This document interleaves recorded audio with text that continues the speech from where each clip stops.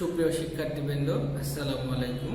আমি মোহাম্মদ আহসান হাবিব, সৃষ্টি central school and college Ashulia শাখার পক্ষ থেকে দ্বিতীয় শ্রেণীর গণিত ক্লাসে তোমাদের স্বাগতম জানাচ্ছি। তো আশা করি সকলে অনেক ভালো আছো এবং নিয়মিত পড়াশোনা করছো। তো এর সঙ্গে আমি তোমাদের বলতে চাই যে যেহেতু তোমরা বাসাতে আছো, এখন নিয়মিত আমাদের ক্লাসে উপস্থিত হতে পারছো না, বিধায় আমরা সশরীরে তোমাদের ক্লাস নিতে পারছি না।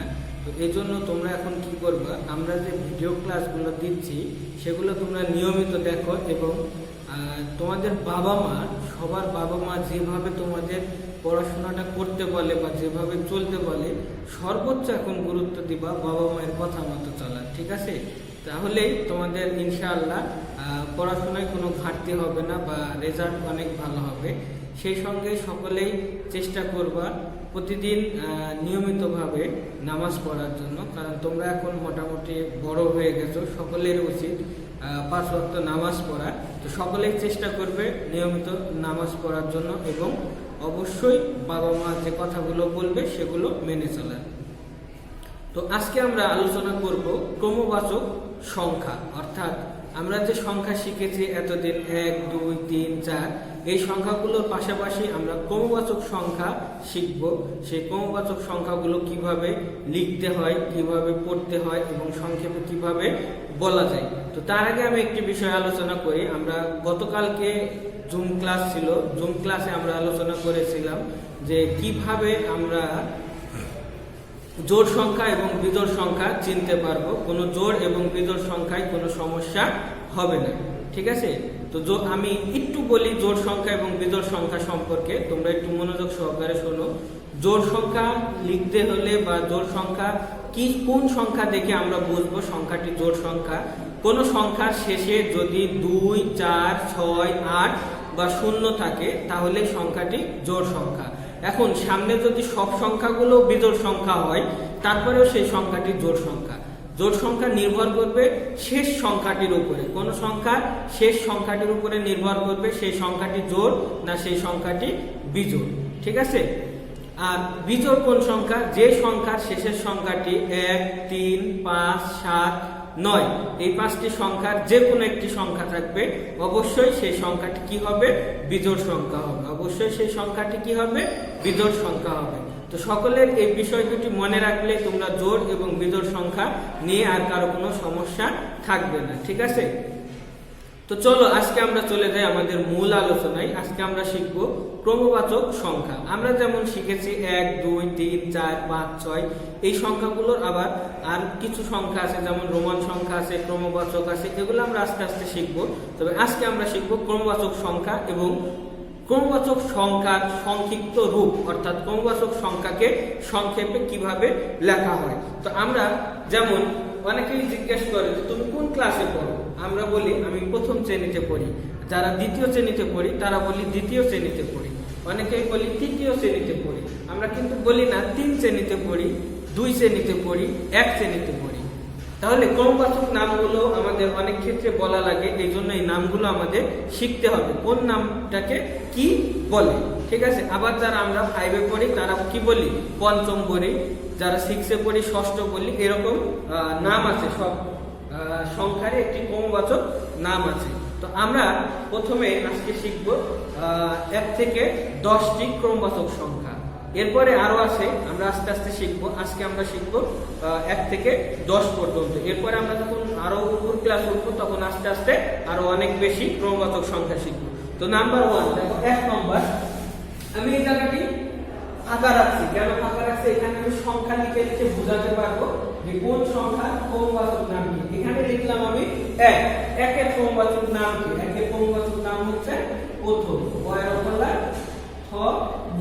প্রথম। সবাই বলো 1 এর ক্রমবাচক নাম কি? 1 সংখ্যা কি? 1 এর ক্রমবাচক সংখ্যা হচ্ছে প্রথম। 1 এর ক্রমবাচক সংখ্যা হচ্ছে প্রথম।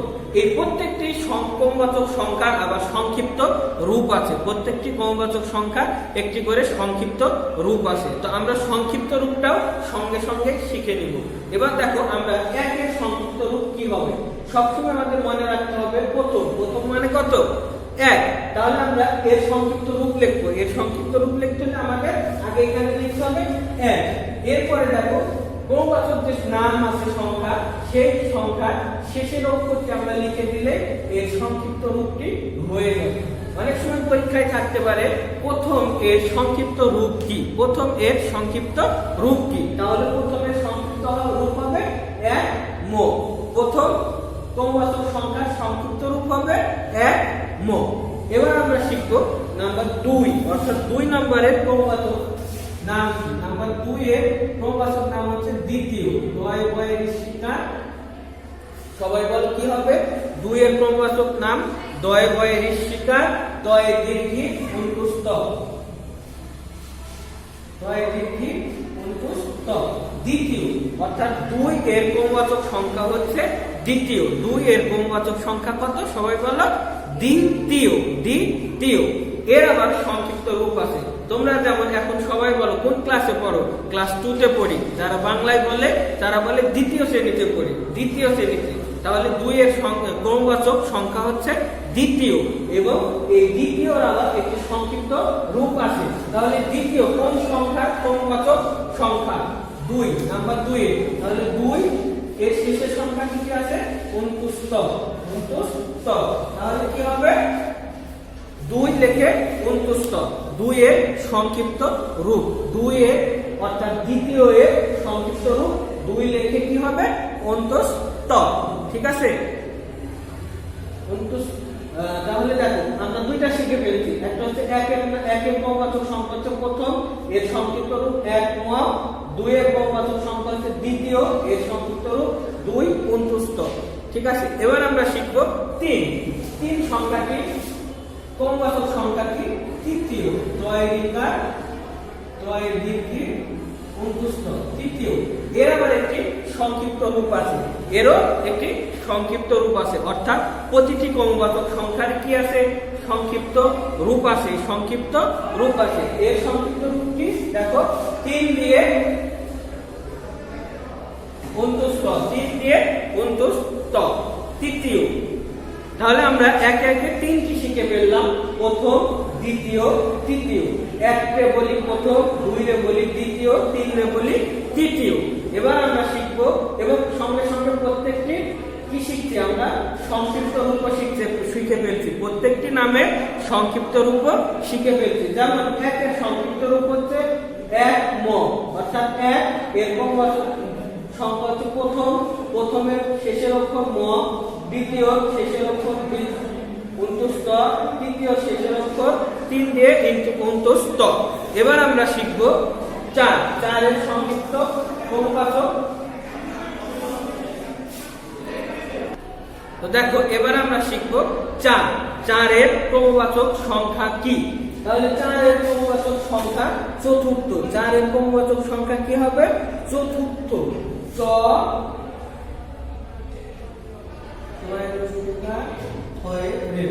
চতুর্থ। 4 এর সংক্ষিপ্ত ক্রমবাচক সংখ্যা হচ্ছে চতুর্থ। ঠিক আছে? এবং এরা সংক্ষেপে আমরা লিখতে পারি 4 দিয়ে কি বলো? সবগুলাই একই সিস্টেম। 4 দিয়ে 6 রেড, 4 দিয়ে 6 রেড চতুর্থ। নাম্বার 5 এর ক্রমবাচক নাম কি? 5 এর ক্রমবাচক সংখ্যা কত? পঞ্চম। ক নিয়তয়ে ম, ক নিয়তয়ে ম, পঞ্চম। তাহলে পঞ্চমের সংক্ষিপ্ত রূপটি কি হবে? পঞ্চমের সংক্ষিপ্ত রূপটি হবে 5 শেষের অক্ষর ম, পঞ্চম। ঠিক আছে? এবার আমরা শিখব ষষ্ঠ। তাহলে 6 এর ক্রমবাচক সংখ্যা হচ্ছে ষষ্ঠ। ষষ্ঠ প্যাটার্নের মধ্যে না ষ, প্যাটার্নের মধ্যে না 6 ষষ্ঠ। এর সংক্ষিপ্ত রূপ কি হবে? ঠিক একই রকম। 6 দিয়ে 6 ষষ্ঠ। তাহলে 6 এর ক্রমবাচক নাম হচ্ছে কি হবে? 6 এর ষষ্ঠ। 6 দিয়ে প্যাটার্নের মধ্যে না 6 প্যাটার্নের মধ্যে না 6 ষষ্ঠ। ঠিক আছে? এবং এর সংক্ষিপ্ত রূপ হবে 6 দিয়ে কি হবে? বা কোন 6 দিয়ে বা কোন 6 6, ঠিক আছে। এবার আমরা লিখবো 7। 7 এর ক্রমবাচক সংখ্যা কি? 7 এর ক্রমবাচক সংখ্যা সপ্তম। 7 এর ক্রমবাচক সংখ্যা কি হবে বলো? সপ্তম। সপ্তম বানান কি হবে? দন্তা স পয়ে তয়ে ম, দন্তা স পয়ে তয়ে ম, সপ্তম। তাহলে আমরা লিখে ফেলি সপ্তম, দন্তা স পয়ে তয়ে ম, সপ্তম। এর সংক্ষিপ্ত রূপ কি হবে? 7 দিয়ে ম, সংক্ষিপ্ত রূপ হবে 7 দিয়ে ম। সপ্তমের সংক্ষিপ্ত রূপ হবে 7 দিয়ে ম, ঠিক আছে। নাম্বার 8। নাম্বার 8 কি হবে? 8 এর ক্রমবাচক নাম বা ক্রমবাচক সংখ্যা হচ্ছে অষ্টম। অষ্টম, সরি ও মানে 6 টয়ে ম, অষ্টম। নাম্বার 8, সরি ও 6 টয়ে ম, অষ্টম। এর সংক্ষিপ্ত রূপ কি হবে? 8 দিয়ে ম। এর সংক্ষিপ্ত রূপ হবে কি বলো? 8 দিয়ে ম, ঠিক আছে। এরপরে আমরা শিখবো 9। 9 এর ক্রমবাচক সংখ্যা। 9 এর ক্রমবাচক সংখ্যা হচ্ছে নবম। ন ব ম, নবম। নবম, নবম এর আবার সংক্ষিপ্ত রূপ কি হবে? 9 দিয়ে ম, নবম, ঠিক আছে। তো আমরা একে একে দেখো কয়টি শিখছি, 1 থেকে 9 পর্যন্ত শিখছি। আমরা আজকে আরেকটি শিখব, নাম্বার 10। 10 নম্বরে কি হবে দেখো? 10 এর ক্রমবাচক সংখ্যা কি হবে? দশম। দ তাহলে স ম, দশম। এর সংক্ষিপ্ত রূপ হবে 10 দিয়ে ম। তো আমরা একে একে দেখো সবগুলোই শিখে ফেলছি। আমরা প্রায় 10টি শিখে ফেলছি, ঠিক আছে। এই 10টি আমাদের দ্বিতীয় শ্রেণীতে পড়তে হবে। আমরা যখন আস্তে আস্তে বড় হব তখন আরো অনেক বেশি পড়ব। তোমরা সবাই তোমাদের বোর্ড বইয়ে দেখো, বোর্ড বইয়ের 13 পৃষ্ঠা, বোর্ড বইয়ের 13 পৃষ্ঠায় এই নামগুলো সব দেওয়া আছে। আমি শুধু এখানে একে উপর থেকে নিচ পর্যন্ত 10টি লিখে দিয়েছি, এখানে সব লিখাই আছে। আর আমি এক্সট্রা শুধু কি করছি দেখো, এখানে বোঝার জন্য আমাদের অঙ্কের যে সংখ্যা আছে আমরা সেই সংখ্যাগুলো লিখে দিয়েছি। তো আমরা আরেকটি বার পড়ি, পড়ার পরে ক্লাসটি ইনশাআল্লাহ আমরা শেষ করে ফেলবো। নাম্বার 1, একটি আমরা কি বলবো? প্রথম। পয়ের কলা থ, প্রথম। এর সংক্ষিপ্ত রূপ 1 দিয়ে ম।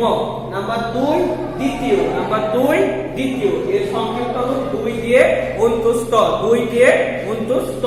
নাম্বার 3, তৃতীয়। এর সংক্ষিপ্ত রূপ 3 দিয়ে অন্তুস্থ। এরপরে আমরা শিখব নাম্বার 4, চতুর্থ। নাম্বার 4 এর ক্রমবাচক সংখ্যা কি বলে? চতুর্থ। সংক্ষিপ্ত রূপকে বলবে 4 দিয়ে থ। নাম্বার 5, পঞ্চম। এর সংক্ষিপ্ত রূপ হচ্ছে 5 দিয়ে ম। নাম্বার 6, ষষ্ঠ। এর সংক্ষিপ্ত রূপ হচ্ছে 6 দিয়ে প্যাটার্নের জন্য 6 এ 6। নাম্বার 7, সপ্তম। এর সংক্ষিপ্ত রূপ হচ্ছে 7 দিয়ে ম, সপ্তম। এর সংক্ষিপ্ত রূপ হচ্ছে 7 দিয়ে ম। নাম্বার 8, অষ্টম। এর সংক্ষিপ্ত রূপ হচ্ছে 8 দিয়ে ম। নাম্বার 8 কি হবে? অষ্টম। এর সংক্ষিপ্ত রূপ হবে 8 দিয়ে ম। নাম্বার 9, নবম। এর সংক্ষিপ্ত রূপ হবে 9 দিয়ে ম, 9 দিয়ে ম।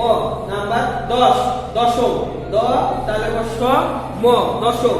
বানান শিখবো, তারপরে সংক্ষিপ্ত রূপ হচ্ছে 10 দিয়ে ম, দশম। ঠিক এইভাবে আমরা সবগুলো মুখস্থ করব।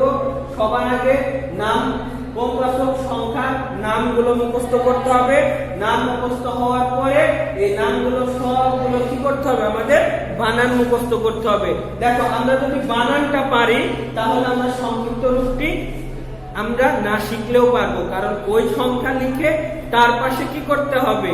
ওই নামের শেষ অক্ষরটি বসিয়ে দিলেই কি হবে? সংক্ষিপ্ত রূপটি হয়ে যাবে। এজন্য আমাদের আগে কি করতে হবে? সর্বপ্রথম বানানগুলো খুব সুন্দরভাবে মুখস্থ করতে হবে। মুখস্থ করার পরে আমরা কি করব? আমরা সংক্ষিপ্ত রূপগুলো করে ফেলবো। তো এইভাবে তোমরা সবাই কি করবে?